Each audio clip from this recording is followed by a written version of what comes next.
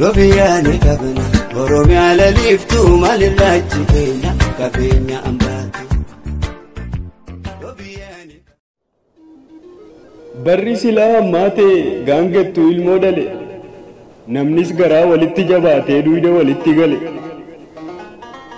Inni tokko jaalala facaasa inni kuun immoo jibbaa mancaasa. Inni tokko dhugaaf bu'a inni kuun dhara fo'a. Meerree inni firaa kan garaa itti himattu kan gaafa rakkoof dhiphinna haaratti galfattu. Firris gatii dhabee haaduu waliif qara kuni dhugaa jiru hin sobne anis dara.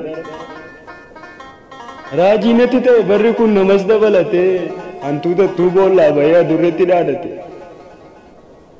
Bara namni abjuu wallolee jaarsa baasee himatu bara namni nyaata dhiisee dubbiif amoommatu. Maal nutti fidde yaa baraa kan abjuu dhugoomsitu kan lukkuun iyya dhiiftee akka re'eetti obobsitu.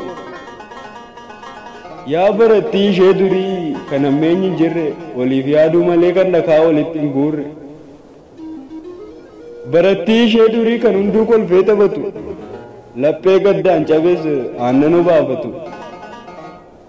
Dhaabbadheen gama ilaale hundume isaa taajjabee dubbii silaa iyyuu gaafatu anis godhachuu jalqabe.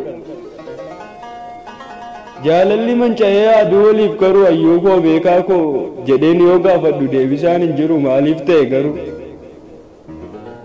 Taa'een of taajjabe kopuma koo kolfee eenyummaa koo jibbee ani iyyuu of balfe.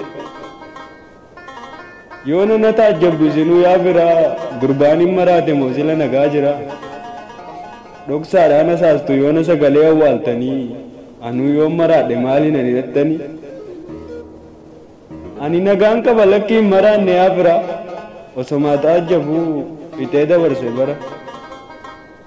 Argineerra hundaa bu'aa fi miidhaa isaa ani jechas hin qabu yeroof nan jallisa. Robiyaani kabna Oromiyaa laliiftuu maalirraachi keenya qabeenya ambaatu.